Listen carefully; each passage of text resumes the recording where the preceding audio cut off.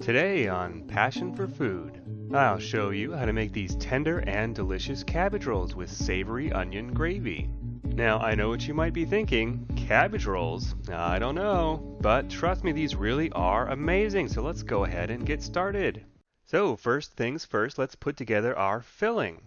And today we're going to be using about a pound of ground pork and a pound of ground beef.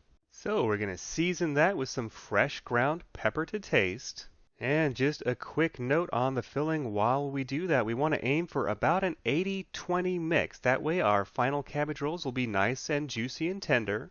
And to that we're going to add about 4 cloves of finely minced garlic, along with 1 diced jalapeno. You can leave this out, but I like the little subtle heat that this brings to the final rolls. And in addition to that, I'm going to go in with about 6 finely chopped mushrooms. These are mini portobellos I'm using today, but white mushrooms will be just fine. And to up my aromatics game a little bit, I'm going to grate in some fresh ginger. That'll give us a great subtle brightness of flavor in the background. But I don't like chunks of ginger. Biting down on ginger can be unpleasant, so let's grate that in so it gets nicely distributed. Additionally, I'm going to grate in about half an onion. You notice I left the root end on. That'll help it stay together as I'm grating it. Now, why am I grating this instead of just dicing it up? Well, because I'm not pre-cooking any of these vegetables. I want to get them quite small. I don't want to be biting onto lots of pieces of vegetables in the final roll. The texture of the mushrooms is going to actually meld very nicely with the meat, so that won't affect the texture, but big hunks of onion definitely would, so I definitely recommend grating that. And you might be asking yourself, hey wait, we didn't actually salt this. But that's all part of the plan. I want a little extra umami flavor in these, so instead of salt, I'm going with about 2.5 tablespoons of soy sauce. So all that's left to do here is give this a mix, and I definitely suggest using your hands for that. You might notice I'm not using any egg or breadcrumb. That's because I want these to actually be nice and tender and soft at the end. If you add a bunch of breadcrumb and egg, it'll become more like a meatloaf texture, and that's really not what I'm going for. I want it to be a tiny bit crumbly in the final roll. So we don't want to overmix this, just sort of get everything combined, and then you're done. And you can totally make this filling ahead and cover and refrigerate overnight if you want to. Or you can pretty much use it right away. What I generally do is I make this first before I do anything else. That way all of these flavors have a little time to marry together before it's actually time to go into the oven. So let's go ahead and prepare our cabbage. I really like Napa cabbage for these. I think it's a lot easier to work with and the final rolls are a lot prettier.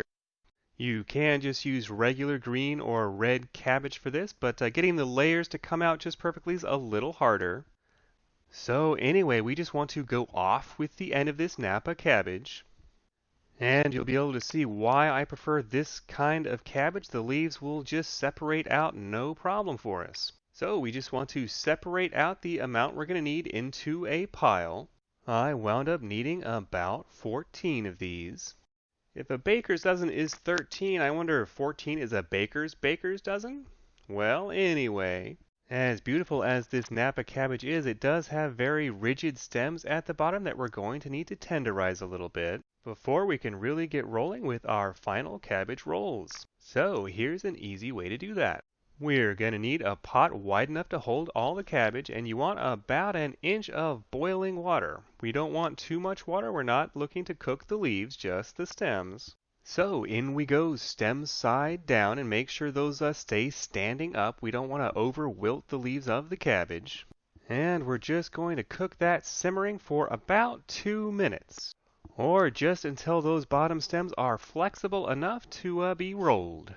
So after about 2 minutes, I'm just going to pull these out into a colander. I used my hands, but you might want to use tongs for this. I did lose a little piece and had to use tongs anyway. Oh well. You can see the stems at the bottom have softened up nicely for us, so let's go ahead and get rolling and put together these cabbage rolls. I'm going with my 9 by 13 baking dish here, but anything you can fit them into will work just fine. So down with a cabbage leaf, and I really like to use my 2-ounce scoop for this. That just keeps everything even, and that way 3 cabbage rolls is a good 6-ounce serving. So on with a scoop of our meat, and you just want to kind of flatten that out a little bit with your hands, create that nice roll shape. And you just want to sort of tuck it and roll it together. It doesn't have to be perfect. And that's it. How easy and beautiful is that? So let me just show you that one more time. Down with a leaf of this beautiful Napa cabbage. In with a scoop of that meat filling. Flatten it out a little and just tuck and roll, tuck and roll. And that's it. Just repeat that process until you're out of filling. And that's it. Our cabbage rolls are ready to bake. You could totally cover these and use them the next day if you wanted, but I'm going to go ahead and cook mine right away. Now, one of the reasons we didn't over salt the meat filling or any of the cabbage that we were steaming is in case we wanted to use it the next day. I didn't want a lot of moisture coming out of the cabbage, but I am going to salt it slightly before I go into the oven. So on with some tinfoil, and we do want to try and get that pretty tight on there. These are going to steam as they cook. So off we go to a preheated 350-degree oven. And we want to bake that for about 30 minutes. So while our rolls are baking, let's go ahead and get started on our caramelized onion gravy. I'm going to use that leftover onion from earlier plus one more large onion. So we just want the standard quote-unquote French cut on these. Off with the ends, off with the skins, cut them in half, and then slice them into those half-moon shapes. So into a medium non-stick skillet, I'm going to add about 2 tablespoons of butter. I think the non-stick works well here. It just helps the caramelized onions not stick to anything, and it lets me be a little lazier with the sauce. So once our butter is mostly melted, we're just going to go in with the onion. And I'm not going to salt this right now. I want these to caramelize. I don't want a lot of water coming out of these onions. It's going to take about 15 minutes to caramelize the onions, so the timing works out quite well starting this gravy as soon as you put the rolls into the oven. So once things get hot here, I'm just going to give these a flip in the pan. You can use a spatula for this, but it's really worth mastering that little pan flip technique. It makes it a lot easier. But we don't want to be flipping these around constantly because we do want them to actually get caramelized. So give them a minute to get hot again and then another flip and just keep repeating that. I would say you want about a minute or two between flips to let them actually start to caramelize. And just a note for you flipping newbies, what you want to actually do is move the pan forward and then backwards to get those onions moving. You don't want to actually be trying to move the pan up and down. You'll just wind up with onions everywhere if you do that. So we're just going to repeat this, flipping and sitting until they look something like this. These are fairly well caramelized onions. You could probably go a little darker if you wanted, but I was happy with this and didn't want to get any bitter pieces, so let's go ahead and move forward. Now, you might not know this, but we're not legally allowed to call this gravy unless it has some drippings from our actual meat in it. So our cabbage rolls are ready here. So we're going to unwrap these and pour any of the accumulated juices into our caramelized onions to start the gravification process, taking it from a sauce to technically a gravy. Now, because we didn't oversalt this and we have a good balance of ingredients, I didn't wind up with a ton of pan drippings, but it's still definitely worth using for that extra flavor in the gravy. I was a little concerned about my rolls going flying if I just tried to tilt the pan, so I decided to kind of tent on the foil and use the lid so I could pour out these juices without losing any rolls. I decided to pour mine out into a bowl first just so I could get an impression of how much liquid I was dealing with. I wound up with about 1/4 cup of pan drippings here. And we're just going to add that directly into our caramelized onions. So let's give that a quick stir, and then we want to go in with about 1 cup of beef broth. Of course, if you were going to make these with a ground chicken or turkey, you would want to go with the chicken stock. And we want to bring this back up to boiling over high heat, giving it a good stirring to get all of that nice caramelized onion flavor diffused into the stock.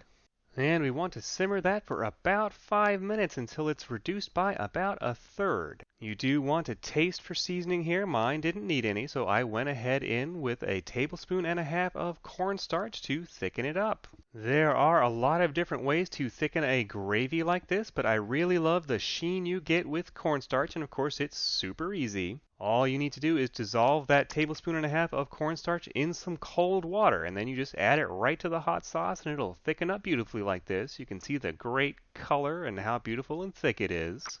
And that's it, our onion gravy is ready. So let's go ahead and plate this up. So I'm going with a bed of rice and some fresh corn on the cob.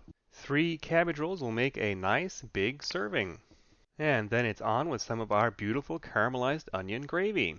This stuff really has such an amazing flavor, you're going to be tempted just to sit there and eat it with a spoon. But let's not do that, that'll be a little weird. But that's it, our cabbage rolls with caramelized onion gravy is ready.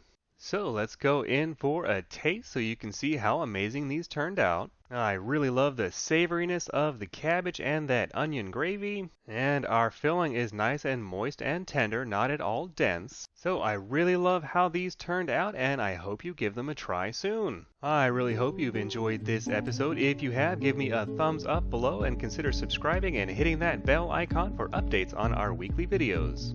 This has been Graham with Passion for Food.